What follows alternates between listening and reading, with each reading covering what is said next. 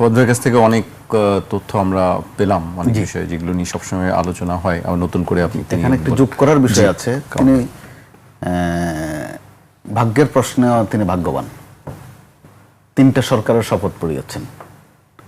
শেখ হাসিনা সরকারের সর্বশেষ সরকারের শপথ পড়িয়েছেন, ডক্টর ইউনূস সরকারের শপথ পড়িয়েছেন, এখন যে সরকারটি আছে তার শপথও তিনি পড়িয়েছেন, 3 বাহিনী প্রধানের মতো আর কি। হ্যাঁ, তারপর কথা বলেন নাই করতে করতে কিন্তু কম বলেন নাই। ওনাকে নামাজ পড়তে পর্যন্ত দেয়া হয় নাই, এই অভিযোগ পর্যন্ত এনেছেন। ডাক্তারের কাছ তো যেতে দেয়া হয়নি, অপমান অপদস্থ করা হয়েছেই। আবার তিনি কিন্তু পদ ছাড়েননি, রাগ করেননি, তার মানে চরম ধৈর্যশীল মানুষ।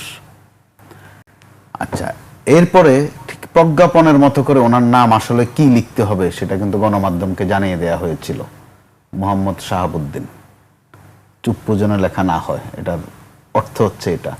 কিন্তু দিব্যি এখন কিন্তু চুপ্পু লেখা হচ্ছে, বলাও হচ্ছে, এতে উনি কিন্তু রাগ করেন না। তার জায়গা থেকে ইচ্ছে করলে এখনো মাঝে মধ্যে একটু খেপতে পারেন যে চুপ্পু বলা হয় কেন।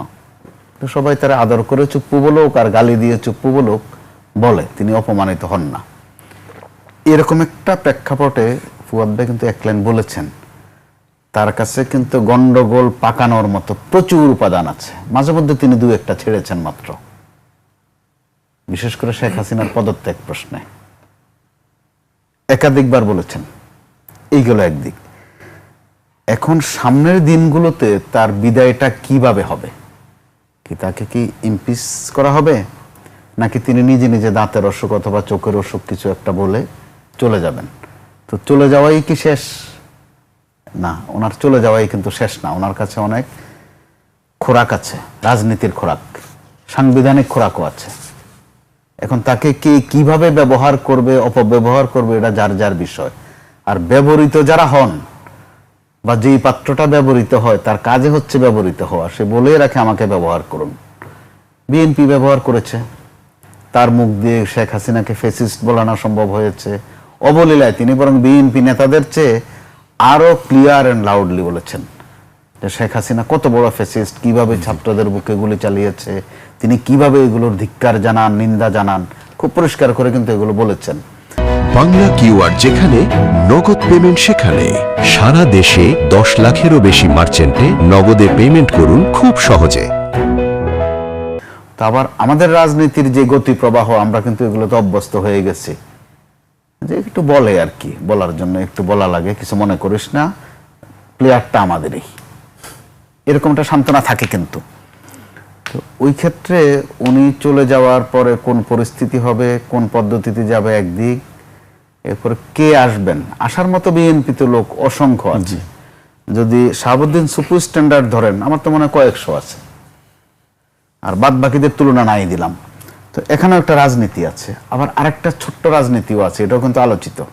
একটা তো আলোচিত যে তিনি লন্ডনে গিয়ে কার কার সাথে কি কি কথা করেছেন, কি কি কথা বলেছেন, কিছু অডিও কিন্তু আছে। এগুলো হয়তো বা শিগগিরই ওই যে একটু আগে যেটা বললাম, হ্যাঁ ভাই আসিতেছে রঙিন, ওইরকম কিছুর মধ্যে এটা পড়েও যেতে পারে।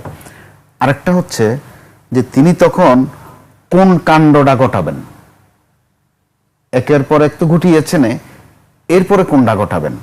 তো বিএনপি ওই ক্ষেত্রে কোন পথ ধরবে, তাকে ইমপিচ করবে নাকি কোনো অসুখ বিসুখ দিয়ে বিদায় করবে? বিদায় করাটাই কিন্তু বিদায় হবে না, এখানে পরিষ্কার করার দরকার আছে যে বিএনপি কোন পথে যাবে। আর সূক্ষ্ম যে কাজটা হয়েছে বলছিলাম, সেটা হচ্ছে যে জামাতি ইসলামী, এনসিপি বা এবি পার্টি সহ অনেকের একটা একটু সুখ সুখ হয়তো লাগছে যে তাদের এই দাবি কিন্তু শুরু থেকেই যে এই সুপ্পুকে সরানো, বিএনপি সেটাকে আমল দিচ্ছিল না। এমনকি একজন কিন্তু এই ইস্যুতে ভালো মারধরের শিকারও হয়েছিলেন, তিনি এখন বোধহয় প্রতিমন্ত্রী পর্যায়ে আছেন। ওনার হয়তো মার আর প্রতিমন্ত্রিত্ব দুটো মিলিয়ে গড়ের অঙ্ক সমান সমান হয়ে গেছে, কিন্তু বাদ বাকিদের অঙ্ক কিন্তু আরো নানা রকম আছে। জি, অঙ্ক নানান রকমের অঙ্ক আছে, সামনে আরো অঙ্ক হয়তো আমরা দেখতে পাবো। শেষ পর্যায়ে চলে আসছি, আমি আরেকটি প্রসঙ্গ উল্লেখ করতে চাই ফদ ভাইকে দিয়ে। 24শে জুলাই গণঅভ্যুত্থান চলাকালে ফেনীতে সংঘটিত মানবতা বিরোধী অপরাধের একটি মামলায় শহীদ রাষ্ট্রপতি জিয়াউর রহমান হত্যা মামলার আসামি মোজাফফর হোসেনকে গ্রেফতার দেখিয়েছে আন্তর্জাতিক অপরাধ ট্রাইব্যুনাল। একই সঙ্গে তাকে 2 দিনের জিজ্ঞাসাবাদের অনুমতি দেওয়া হয়েছে। আমরা একটি বিষয় জানি যে তার কোর্ট মার্শালে বিচার হয়েছিল, এবং সেই সম্প্রতি শুনছিলাম যে স্বরাষ্ট্রমন্ত্রী বলছিলেন যে সম্ভবত তাকে কোর্ট মার্শালে বিচার হবে ওই ঘটনার, কিন্তু তারপর দেখলাম যে আজকে আরেকটি মামলায় তাকে গ্রেফতার দেখানো হয়েছে।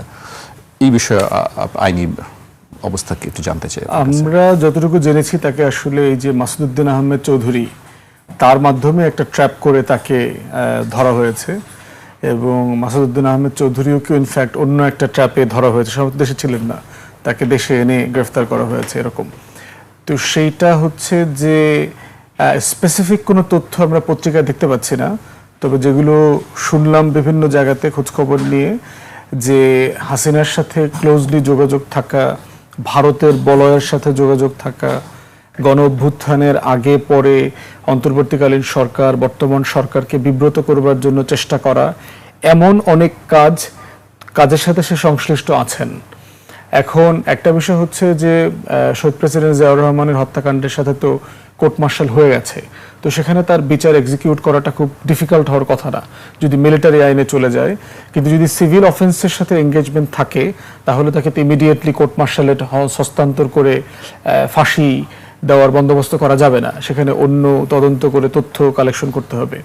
আমরাও বোধ করি যে বাংলাদেশের ইতিহাসের সবচেয়ে জনপ্রিয় ভালো সৎ রাষ্ট্রপতিকে যেভাবে হত্যা করা হয়েছে, এটার এই গল্পটার পুরোটা জানা দরকার, যেটা বিএনপি কখনোই খুব সিরিয়াসলি জানবার চেষ্টা করে নাই। যে এরশাদকে গ্রেফতার করা, তাকে আইনের মুখোমুখি করা, তার রাজনীতি করতে না দেয়া, ভারতের ইনভলভমেন্ট কি ছিল, কেন করা হয়েছে, এইটা পুরো গল্পটা নিয়ে বিএনপির দেখলাম কখনোই কোনো আগ্রহ ছিল না। আপনি প্রতিশোধে না যান, এবং দেখলাম তারেক রহমান মাঝখানে একটা কথা বলেছেন খুবই মানে মানে মানে আনএক্সপেক্টেড, যে আপনি ব্যক্তিগত হিসেবে একটা জিনিস মাফ করে দেওয়া আর ন্যাশনাল ক্রাইম মাফ করে দেওয়া দুটো এক জিনিস না। তো সেই জায়গাতে আমরা বোধ করছি যে ওনাকে সিরিয়াসলি জবানবন্দি নেওয়া দরকার, ইতিহাসের কোন কোন জিনিসগুলো জানার এবং এগুলো পাবলিক করে ফেলা দরকার, কারণ এইটা এমন একটা ঘটনা যেটা জাতির সবাইকে জানতে হবে যে আসলে এগুলো ঘটেছে। এটা আমাদের